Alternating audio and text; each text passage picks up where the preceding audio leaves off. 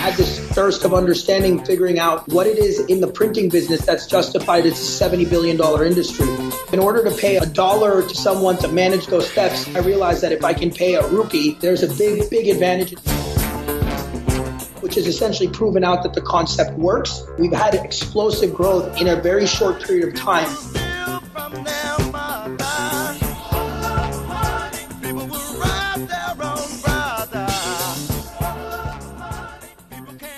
My name's Tarang Gosalia. I'm the CEO and founder of a company called Optamark. Basically, for background, I went to Babson College for undergrad, focused on entrepreneurship. It's always been something that I've been interested and passionate about.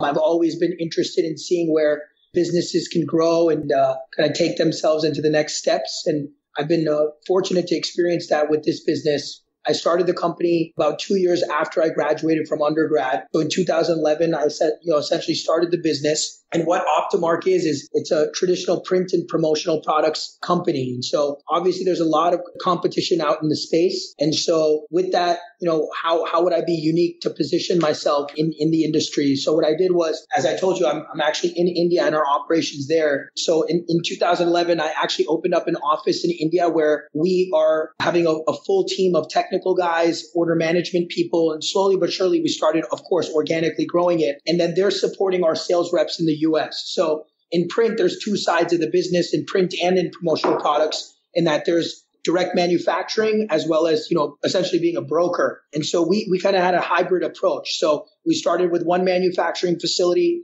which had been already operating, which I was fortunate to get support from my parents that they had started earlier. So they defranchised that in 2011. And then I kind of rebranded the company and had this, smaller brick and mortar mom and pop's manufacturing shop. And I wanted to complement that with the brokerage business. So we went out, started selling, knocking on doors and drumming up some accounts to get kind of business going. And again, we're servicing businesses that need promotional products, any sort of print collateral. And from there, we started growing. And then we started creating these online storefronts where companies can essentially go to a one-stop shop and order any and all of their promotional products or print in our custom branded storefront technology. And our kind of value compared to the other guys that are out there is that we don't charge anything for those systems. So if you're a real estate company that needs to order direct mail or let's say print or anything like that, you can go on our system. It'll be all custom branded towards your company and you'll be able to order it with a few clicks of a button. And so that's a little bit about Optamark. How many locations do you have? So right now we have a location in Boston, Massachusetts. We have another one in Stamford, Connecticut, another one in Plano, Texas. We just opened up a location in Arizona. And then our sales office is actually based in New York City. And then, of course, our back office, which is where the majority of our staff is, where we have over 40 people working in our team overseas in India. Where are you originally from? Can you talk about your background? Like I said, I know you briefly talked about college and how were you able to open these different locations? Good question. So my parents, they essentially were born and raised in India. They immigrated here. They came, they started this business, which was that brick and mortar shop that we have in Boston. And then from there, obviously, once they came here, I was, first generation born in the US. So I've been born and brought up in the US, specifically in Massachusetts. So I grew up in Massachusetts. And then from there, I had always wanted to go to a school heavily focused on entrepreneurship. So Babson really kind of was a great place to go to really kind of understand what my options were and get a good taste and spread of different types of aspects of business, whether it be accounting, marketing, sales, you name it. So I was able to get a taste of the full gamut. And then from there, post college, instead of working a corporate gig, which is not something that's really been of interest to me, I took upon seeing where there's challenges with the traditional, services business. And then seeing where I can now take that into more of a technology type play. So you fast forward, both in the last 2 consecutive years, we've been on the Inc. 500 of one of the fastest growing companies in the US. And printing, I'm sure is a dying industry, right? So there's a lot of things that are changing. And so we've been adapting that through the use of technology. We're really excited that this year we have a sister company that we've rolled out that's going to be specifically focused on resellers and them being able to have a one-stop shop to resell any and all print and promotional products. And so that's called anythingwithinc.com.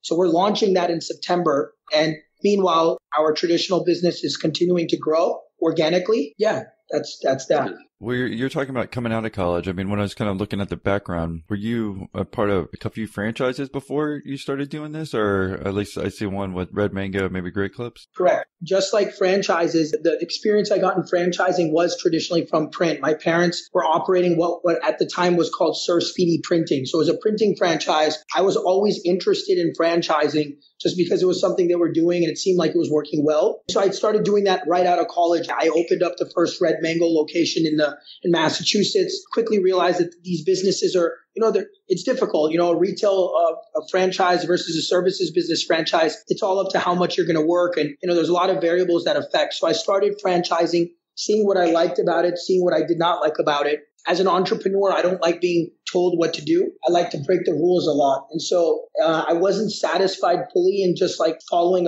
just a set process. And even with that set process, I knew that there was limitations in terms of my ability to scale. And naturally, a lot of the lessons I learned right from the get-go in franchising is, you got to be really careful in terms of your cost of goods sold. There's a lot of variables you need to make sure you're taking into account. And, I just didn't like the fact that I'm getting limited to my ability to go out and capture the market under my own terms. And so while those franchises were running, I wasn't getting that thirst of entrepreneurship I was looking for. And obviously my parents were operating a traditional services brick and mortar print shop. So I wasn't interested in making color copies either. So that's where the technology play came. That's where we started outsourcing stuff overseas and seeing where we could reduce costs and things like that. So with the franchising, I did it right out of school. With Red Mango, I ended up selling the business, and same thing with Great Clips after I operated it for a few years. And I sold those businesses when I started realizing quickly that the opportunity at Optamark was much larger than I initially anticipated. Let's just talk about Red Mango. Can you give us any specific stories on like what you learned or didn't learn there? Because that was kind of your first job. And did you get money from your parents or whatever to open the first franchise? In terms of the financing, I actually was DJing when I was in college. So I was able to save up quite a bit of money doing that. And then obviously I did get some help from my parents as well on that first one. And what I learned from that is, as much as you love a brand, and you like a product, the distribution of that product and how you look at your cost of goods sold specific to, let's say in this case, frozen yogurt, whether it's the cup, the spoon, the yogurt itself, the fruits that go in it. Frankly speaking, what I had been informed versus what the reality was, my actual true costs, there was a clear gap there. And if you look, a lot of these frozen yogurt players have, they've had a pretty challenging time over the last few years in particular, but it's a trend-setting business. I learned quickly that if I want to invest in these trending businesses, it's a gamble. And especially if I don't have my facts straight with what I would say is a seasoned franchisor in this case, which I think Red Mango, they just did not have their act together in terms of understanding what was best for long-term stability versus just trying to get as many franchises sold and worrying about their income versus the profits for their franchisees. And so naturally, while I was learning that, I had some great years with the business. And then towards the end of it, it was getting really challenging. Luckily, I was fortunate to take money that I'd earned from that business and start allocating it into Great Clips. So Great Clips is very opposite to that of Red Mango. It wasn't a food business. It was like a services business for giving haircuts. There's no recession that's going to stop someone from getting a haircut. So I thought, hey, there's no seasonality here in yogurt. My food costs were off.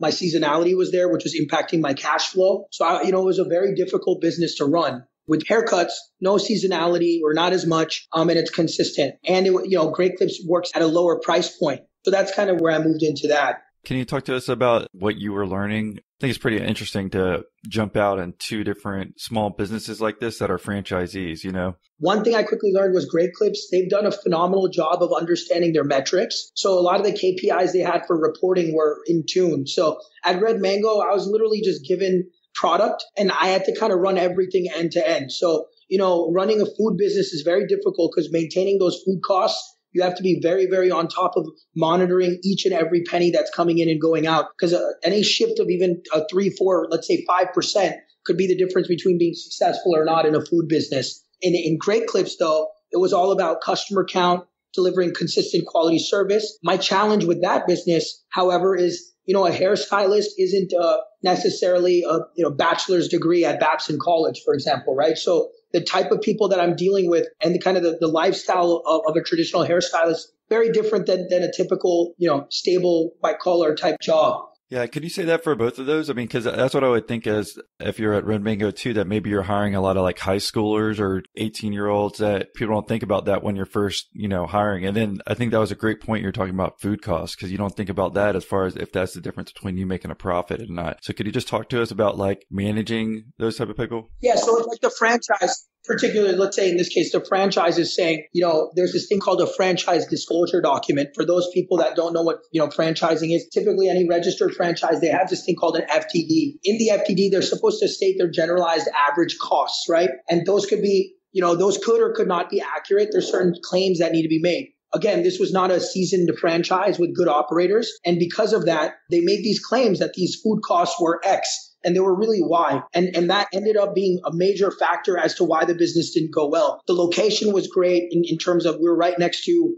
Northeastern University. We actually had a lot of college students predominantly running the stores. And they did a great job because these students, they were willing to have a secondary job to work on. They had some additional, income to play around with. So they were good staff. They were stable. But my general issue was I just wasn't satisfied with what was going on with that business in terms of my long-term stability, given the seasonality of the business. And so when you're transitioning and did Great Clips, so first did you buy one franchise? It looks like you might expand it to a few. And can you tell us about that transition of like looking at multiple locations? Sure. Yeah. So I signed a multi-unit deal where I tried to open up a number of stores as, within a set period of time. So I started with one. We ended up in a town called Needham, Massachusetts. So it's a higher income demographic town that has a nice mixed community of both families and young professionals. So that was the first location we opened up, which was on a main street, but it wasn't necessarily a shopping center. Then the next one I ended up opening up in another town about 40 minutes away. That was in a much larger shopping center that was anchored by a grocery store. So that one had driven a lot more traffic. Of course, the rent was a little bit higher, but the economics were favorable in that case. So again, we continued to operate. We opened two more. And then again, the business was running. And while that was running, I quickly realized with Red Mango, would be better off kind of just cutting my losses and selling the company. So we ended up selling that business at a loss. However, with Great Clips, things were running well. The problem is that while Great Clips was running, I also had at that time started Optamark as well. And very quickly, I realized like where my time allocation was going, because either I was dealing with a hairstylist complaining about a specific problem in the salon, and meanwhile, I have another client, that's potentially ordering print at a much larger volume. So I quickly started realizing where the big picture was, and that's where kind of the light switch went off with Optamark. Was there a certain instance where you realized you had to do that? I mean, were you getting just too strung out all the time? And can you tell us about like making that realization? Yeah, I think as an entrepreneur, it's difficult to hone things in because your eyes are looking at multiple things. I ended up hiring a district manager to operate all 4 stores, but still what was happening was my time was still being deviated elsewhere. I came to a point where I wanted to change. I wanted to move from Boston to New York, and the stores were running fine. So there was absolutely nothing wrong with them, but my thirst for knowledge and kind of getting myself in a situation where I could get out of Massachusetts would have been absolutely necessary if I wanted to operate those stores. During that timeline, I kind of like was looking at how things were running and operating, and we continued to keep growing the Optamark business at a much faster rate than Great Clips. And so I just decided at some point, if I can get a good sale price, it's, the franchising business just was not for me. And I realized that, with this one where I knew I was doing well with the salons. And since Great Clips was a much more structured franchise, there's a lot more franchisees interested in wanting to buy and open more of these salons. So the general demand of acquiring one of these franchises was a lot higher. So I thought, why not? Let's take the risk and sell this. We sold it at a very reasonable profit. And can you tell us about how you sold it and the process you have to go through when you're like selling a franchise? Yeah. So in this case, Great Clips, they have over 2,000 plus salons in the entire country. So what they do is they had a co-op in Massachusetts where this co-op had all of the franchisees that kind of came together and created a union of sorts and discussed problems and areas of improvement for the business. So we had these co-op meetings, every month. We met there, and then they keep the franchisees very close knit. And that was definitely something I wasn't getting with the other franchise. That's where I ended up meeting people, telling them, hey, look, I have 4 stores already operating cash flow positive. Are you interested in potentially investing or buying these stores? And then from there, obviously, the negotiation process started. We hired an attorney. We went through kind of going through evaluating the price point. The good thing is with this franchise, they also had a general team that made valuation assessments as well to determine what price the franchise could be sold for. So instead of wasting a lot of money in advisory work there, the franchise had enough infrastructure to help on that as well. So I don't have anything negative to say. It's just the right place at the right time. So it's safe to say you're not going to get back in the frozen yogurt business? Yeah, that and frankly, the franchising business as well. Because I feel like my strong suit is in building brands and being able to execute on those brands rather than following a set system. Yeah, let's transition to more like what you do today now. So were you working on Optamark basically at the same time as Great Clips? And then can you tell us, after you finally sold the Great Clips, when you started making the transition as far as to more digital, like you were saying? Yeah. So think about it like this. You have a brick and mortar shop that's a traditional print shop. So Right. Think about like a FedEx Kinko's type location, right? Mm-hmm. So you're running a FedEx Kinko's type model where, customers come in, they expect to get things done pretty quickly. However, the type of work that a FedEx Kinko's might do might not be the same as, let's say, a magazine that a major manufacturer needs to publish, let's say, 40,000 impressions of. So I wanted to study, and I had this just thirst of understanding, figuring out what it is in the printing business that's justified it's a $70 billion industry. And I quickly realized that a lot of the people in the industry weren't necessarily the most educated people. They're very, very focused on what they produced in terms of a manufacturing perspective, rather than, focusing on where the bottlenecks were in the business. Technology was lacking there. And so I could see my parents were doing everything end to end in terms of delivering the product. They went out doing sales. They had a handful of employees helping them, but they're doing the sales, they're producing the work. They have to make sure quality control check is there, invoicing, billing, accounting, delivery, everything. So these typical brick and mortar print shops hit a plateau at some point where the revenue is pretty stabilized. If you're growing at, let's say, 10, 12%, that's pretty good. And so I wanted to be able to kind of get something that had explosive growth. And so while I understood all the dynamics of the traditional brick and mortar print shop, I started essentially becoming a print broker. And as I started to broker, I realized that, again, as a broker, I'm going to hit a limited capacity because I can only handle so many accounts because these clients are pretty demanding. So they need to be serviced. They need to have good customer service. And there's a lot of, the sales cycle has a bunch of steps involved in it. And so in order to pay a dollar to someone to manage those steps, at that point, I realized that if I can pay a rupee, there's a big advantage in terms of increasing my bottom line. And so in a year, I took, for example, the business from, let's say, $50,000 to $450,000. Then again, the year after that, we doubled. We kind of quadrupled. So we've had explosive growth, and in a very short period of time, which has essentially proven out that the concept works. And that's kind of now where we are in terms of looking towards the future, which is where we're reinvesting in, more and more technology as well as outsourced automation to grow the company. Can we just slow it down to what you saw your parents doing versus what you when you first started it there, what you thought needed to be done? Give us a couple examples of what you saw that gave you that extra revenue boost. Yeah. So for example, what I saw them doing was they were servicing their existing clients. Yeah. What do you mean by that? Yeah. They're producing print jobs. They were taking care of customer service, orders, accounting. You go out there to these small businesses, they always need something to print. And think about it. It's a pretty big market, as I mentioned. And so when a request comes in, we need to be able to intake the order, do what's called an estimating through an estimating software to prep out. Let's say if you need to set up 500 business cards, what is it going to cost based on the paper, the stock, the size, the weight? When you're making an estimate in printing, you need to be able to have a software to help you essentially create the estimate. And then from there, once a customer, let's say, awards you a job, you then need to obviously move it into the pipeline of a pre-press and then moving it into essentially production and then finishing. And then from finishing, once it's done, there's a QC process, and then you should be able to then deliver the job. What I was seeing them do, which I realized quickly, was they were spending too much time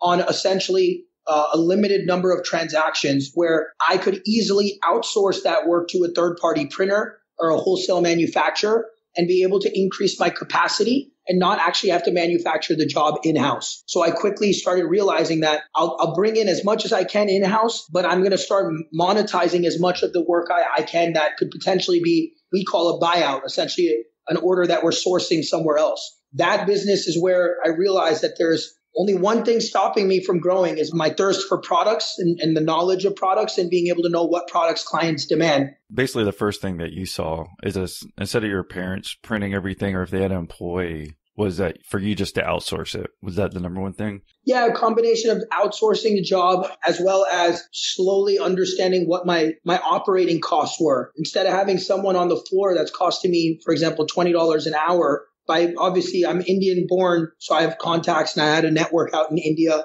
I was fortunate to be able to get myself in touch with a small team to start that I put together and had that were essentially filling my orders that I was selling to clients. So I was teaching them each step of the process end to end while I was going out and handling all of the sales. Let's pretend I'm a new client. I think this is important. Just pretend I'm a new client and I'm calling you. What used to happen versus what happens now when you taught the people that you've outsourced to? Got it. So what used to happen was, let's say I am a doctor's office. The doctor's office calls you and says, hey, look, I need to get 500 flyers printed for some notice of some sort of immunization shot that needs to be taken. So we get an order for this item. And so what used to happen was somebody either picked up the phone, believe it or not, faxed an order, or sent an email in which they said, I need 500 of these flyers. Then from there, we have to then go in, generate a quote manually, prepare it on an estimating software, prep the quote, convert it to a PDF,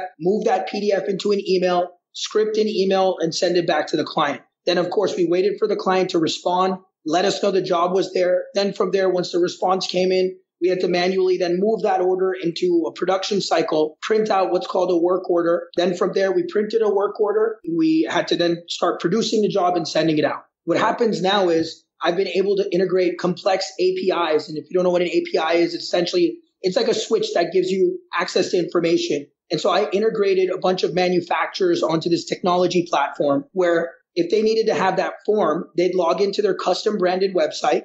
They'd find the form. They'd click 250, 500, 1,000. They'd hit submit, and the order would automatically from end to end be transferred within the production pipeline. So I eliminated so many bottlenecks of back and forth by allowing the business owner, without having to pick up the phone, send a fax, call someone, just go in there and autonomously just place their order, which ended up saving me quite a bit of time. And that really what showed that there's a big gap here. Basically, you're saying by doing that, that's what's led to the explosive growth. Correct. I think that coupled with the ability that I have the fortunate team, both in the US and overseas, that were supporting me and keeping my operating costs low. So my operating costs in a traditional brick and mortar business, which I realized with Great Clips and with Red Mango, are high rent, high payroll, high insurance, high overhead. Whereas with this, I know where I need to source to a wholesale manufacturer. I have a technology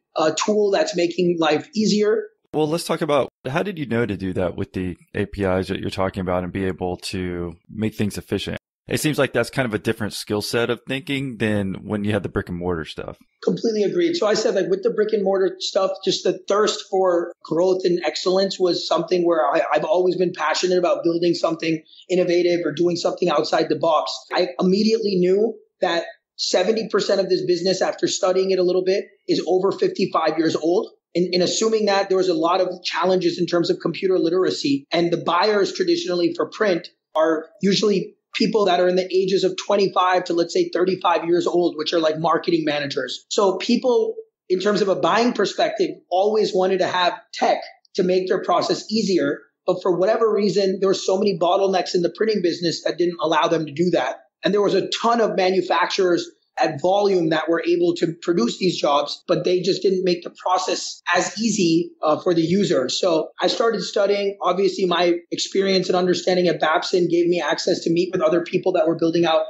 technology systems. And so I then made that decision that, as we grow as a company, we want to continue to enhance our technology. And, that's when I started studying SaaS and looking at companies like, for example, like Netflix, where their traditional model was to ship a DVD, take a DVD, ship it. What did they do? They were giving no late fees, no, number of options. They were flexible. But as, for example, Netflix was just a logistics business, at some point the switch turned on for them that they needed to start doing, let's say, video streaming. Likewise, in printing right now, there's nothing that really is innovative except for you have Vistaprint where you can go direct online and buy. but necessarily the customer experience for a business is very different because businesses don't just need a business card. They might need a complex box or some labeling or something very, very, custom that's for their specific requirement. And with that, there are not a lot of players out there that are able to provide a full range of products. And so I started studying, analyzing, trying to reach out to as many people as I could within the printing industry to see what the business was, all about. I started traveling and meeting with clients. And from there, I started taking on kind of a consultative approach to using my knowledge of knowing where to source jobs and then applying them to specific companies. And I started with, primarily startups because that's what I love. I love entrepreneurship. I love working with companies. So I started going after venture-backed startups as my core clients and letting them know that as they have to be agile and grow and quickly, build systems for long-term growth, this could be something that could work well for them. Right. And did you have that technology already ready before you started talking to those people? And then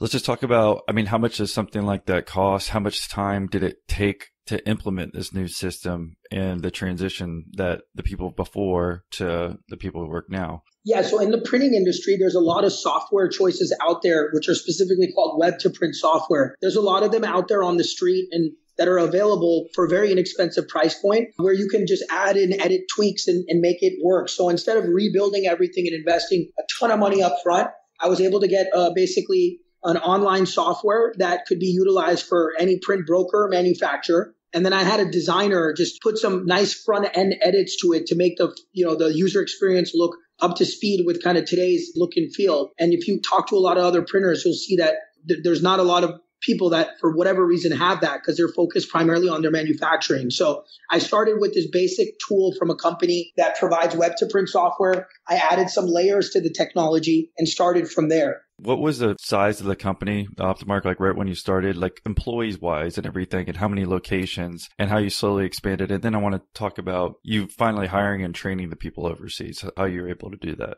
Yeah, so in 2011, essentially we had one location, which was the brick and mortar shop that my parents had. And in order to grow the company, I needed to bring in revenue. So the only place I had at that point was where the brokerage business was, where I was bringing that in. As essentially that brokerage business started picking up, the next step for me was actually not to open another brick and mortar shop. It was to start spending money on opening up my offices in India. So I took the one brick and mortar shop, it was already operating cash flow positive. I then started brokering jobs myself. I quickly realized I couldn't keep up with the orders by myself. So instead of hiring more staff at, for example, the production facility that we had, which was a brick and mortar shop, I ended up linking up with a partner in India that was helping me establish getting some of this work done through one of their offices. And so how did you do that, and what were they doing in India? Can you just tell us about the training, how you had to go through that transition? Because it seems like it might be, well, at least you had some background in India, but going over there and training people, it seems like a different type of story. Yeah, I had to do everything remotely. We're using Skype, we're using just, any sort of general technology. I had a contact that I had, that I was in college with, and he and I had linked up, and he had access to back office and some very basic infrastructure to start where I could, have a small team. And so we started with one operations manager. From there, we ended up bringing on some additional employees to help out. And that's kind of how that started. I trained them all remotely. We had your regular calls. We walked them through our processes, and we essentially built the business to make sure it could run in a remote manner. And obviously it just took time and energy to start training these people based on what we knew about basics of the business. Right. And can you tell us how you trained them, what's worked well, what hasn't? Because for someone who's never made that type of hire, they might think, how's this guy able to train them virtually? Yeah, I think that's a great question. So in terms of a training process, what we did was we essentially just walked them through each stage of the life cycle of an order. So when a request came in, I kept them up to speed as to what the intake process was. Then from there, we then focused on understanding how to be able to use our estimating software to generate proposals, quotes, etc. And then from there, we then, made sure that they were well versed in practicing that. So, for example, if a sale came in, usually I was making the estimate. I trained them on how to make a general estimate. Then from there, we went to the next step of after the estimate's done, we now need to contact vendors or whomever we're sourcing the job to go ahead and produce the work. So we kind of walked them through soup to nuts, everything end to end, which allowed us to give, to really determine where each one of these employees was best suited to be able to add value in terms of the pipeline of the process. So it took a lot of time, but we didn't bring on too many people quickly. We had a very small team of 2-3 guys that were handling, one was doing accounting, one was essentially handling customer support and service, and one was handling processing of those orders. So initially we started with one guy, then we brought on another. And meanwhile, I put a lot of my energy on just focusing on sales, which is obviously what was driving the growth. And so what's been the biggest challenge for you and growing the business and in general through this life, growing one brick and mortar store to multiple ones now? So the brick and mortar stores actually haven't been that much of they haven't been the biggest challenge. For me, the operations in India for sure have been the biggest challenge. And I think the biggest mistake that I made in reflecting back at this now, where I'm at now, is that I didn't set the appropriate culture in the office from day one. I kind of had a dependency on 1 or 2 people to be able to make the decisions for the business. And that works for a certain while. But then as you grow, if you don't set the right culture in terms of, what type of thinking we want our employees to have, what their involvement is within the organization, how are they incentivized, something from as simple as a break policy to how many meals are we comping them each week. These are the types of challenges in India that culturally I just haven't been aware of. Hence, you can see I'm here now, right? Because I still got to continue working on this process. And culture was the biggest mistake. I set the wrong culture from day one. And I didn't have that mindset of thinking where I thought I could just do every single thing by myself. As you can see, I kept mentioning that I did this or I did that. And if right from the get-go, of course, you need to know the full business inside out. So I would never tell an entrepreneur just to take an easy step out. Like as a founder, as a CEO, you should know soup to nuts, again, everything that's going on with the business. At the same token, you need to be able to effectively do that through setting the right culture. And without that, that's where I think there's a lot of challenges that can continue to keep negatively affecting the future growth of your business, especially as you need to be agile. So like Netflix, for example, was processing DVD orders. We've been processing standard business card orders or whatever on a manual process. Now, our infrastructure is adjusted a lot into technology. And so the culture needs to be a whole different ballgame than what it was before, right? Because if I have one dummy that's processing an order, then what happens is I end up hiring a lot of dummies. And frankly speaking, that's kind of what position I put myself in now, in that I'm looking to, again, continue the same growth acceleration that we've had. And I've realized that I could have set the standard as to what our expectations are in terms of an employee culture. And so, I know I keep bringing up Netflix as an example, but their CEO essentially has this thing called a culture document, which I've been analyzing and studying, where he talks about freedom and responsibility, and more importantly, first principle thinking, where, employees' behaviors that they make, they impact everyone. And so I didn't follow that. And so there was some people doing certain things one way and others doing other things one way. So I wasn't able to set the standard as to what our expectation was in terms of a high-performing organization. But let's talk about the culture that you're talking about. Can you give us actual examples? Because you even talked about like lunch breaks and stuff like that you don't think about, which I don't think many entrepreneurs do at first, right? Because you're focusing on making a better business, and the culture is kind of, I don't know, one of the last things that I think about till you have bad culture. So can you give us examples of what was happening before versus what you're trying to implement now, or what's better? Yeah. So I think what was happening before was there's a hierarchical structure where I would go, for example, to one of my employees. And in this case, let's say it's a management level position where I gave them enough freedom and autonomy to make decisions without, essentially intervening on what they're doing, right? I don't like to micromanage, but at the same token, obviously you want to know what's going on. So I gave my operations team in India, a handful of guys, a lot of power. And with that power, there came a lot of abuse in that I'm being told one thing, but the reality is something else is being told to either the employee or the employee they're managing. So one person's, let's say, on lunch break, the other person's working. And the person that's working is getting frustrated that the person on lunch break, for example, is not putting in the same time.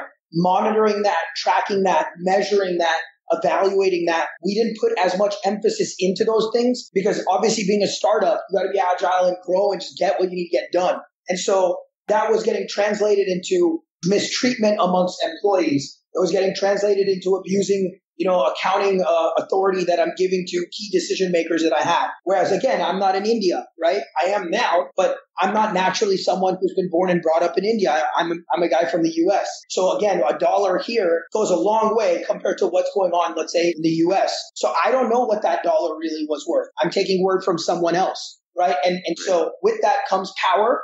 and comes abuse. And so I've seen it from cab drivers to how we're going to decorate an office to how we're going to set the tone for some employees that I'm friends with and other employees that are just employees, to looking at the way that I treat certain people versus other people. And India is a place where things just happen. In India, like, you could set the tone. There's a lot more flexibility as to the way things go. And with that comes a lot of responsibility. You're in the US, things are going great. And then you're finding out that the guys that you put in charge are not really doing what they're saying. Or how did you figure that out? And what was your first reaction? Essentially, what I did was I didn't have an independent, like I said, I gave too much power to certain individuals. So I then, in the last years, I started assessing like what kind of, obviously I'm still saving money by outsourcing. So don't get me wrong. I love outsourcing. Hence the reason I'm here and I'm doing more and more of it. But I've realized that you can't give control to just one person. You need to share the wealth in terms of, if I'm going to have someone making a key decision about, let's setting up infrastructure in an office, I'm going to need to get an independent auditor to verify those expenses that understands that exact market. And in India, the markets are all over the place. Just like there's New York, San Francisco, let's say those are what we call A cities or tier 1 cities. In India, there's a big range. So if you're in Bombay, Delhi, Pune, you're in Bangalore, you could have some very much higher infrastructure costs. So I was interested in figuring out where I could go to a place, had a great employment, good opportunity. And the city that we built our infrastructure in is called Jaipur. It's in Rajasthan, India.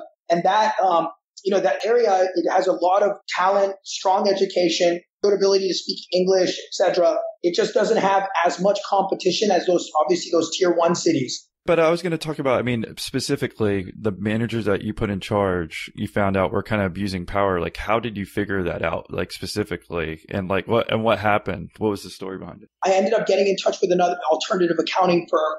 I had asked them to do essentially an independent audit. And when they had done that, they realized that there's a bunch of expenses that just that just didn't add up. Obviously, I'm not going to sit here and start questioning all my employees immediately, but I started realizing that there were certain employees that started raising red flags as to the way that they were being treated. And from there, I naturally, one year after another, have seen the growth of the company, but I put that in the hands of only, like I said, a few people. When you start building a kind of a small business into an actual organization, like a company with, let's say, 25 plus employees, it's a big shift, right? Going from 1 to 2 employees or 1 to 5 employees. Once you start getting up to 15 to 25 employees, you need to start setting some clear policies. And that just wasn't happening. So when this independent auditor came in, he raised a red flag.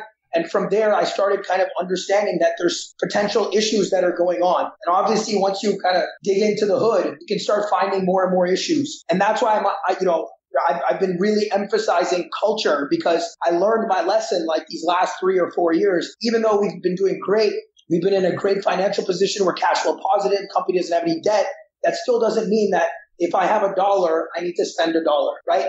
So I want to pay the actual, true cost of what they should be in a market. And so being, again, an entrepreneur in the United States that doesn't even speak in Hindi or native tongue here, I needed guys on the ground that could really do the research and homework and analyze that. And fortunately, because of the growth of my existing company, I started investing as an angel investor in other startups and building out, and helping other entrepreneurs in their need to start getting more and more requirements overseas in terms of a back office perspective. And the more I started doing that, the better I started realizing that there were certain challenges. How much time do you spend over there now? And what's it like comparatively to what you were doing a couple of years ago? Like, what's your day-to-day and role now?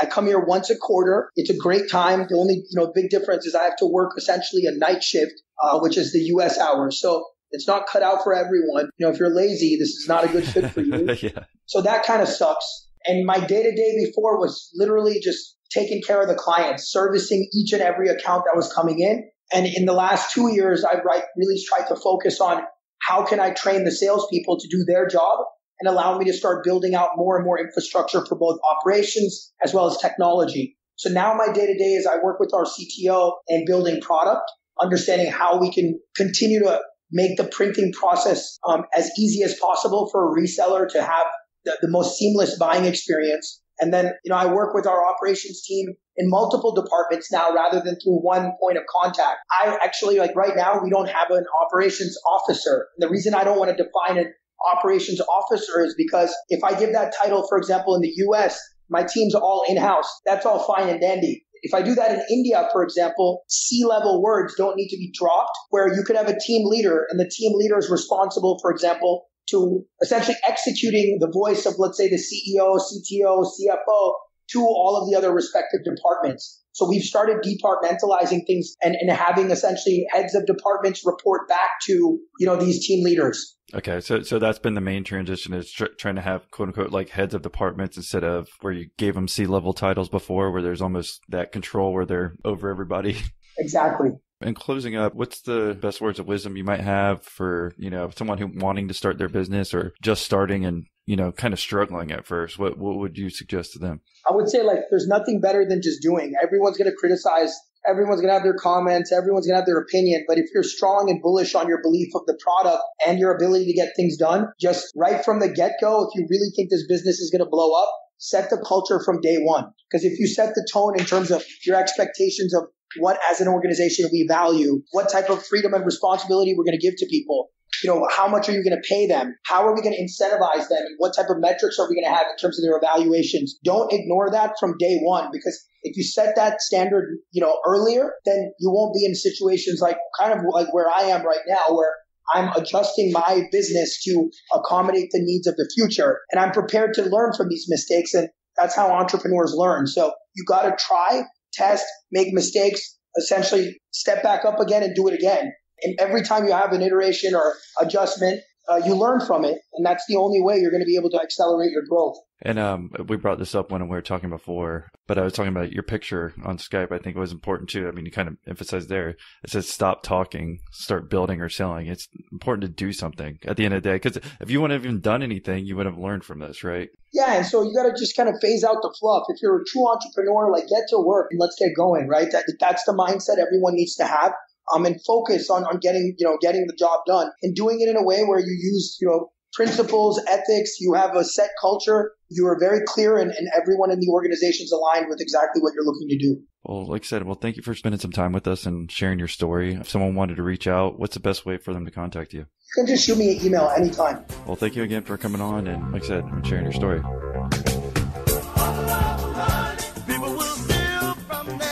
So you enjoyed this episode, right? Yeah, I see you're shaking your head up and down. Well, the only way we can keep pumping out these awesome episodes is by increasing our download numbers. And how we do that is by making sure you and your friends are subscribed to the podcast. So if you have a minute, make sure in your podcast player that you have the subscribe button turned on for Millionaire interviews. And if you know someone else who wants to listen to the podcast or think they might like it, we'd be more than happy for you to share it with them as well. So thanks again for tuning in and see you next episode.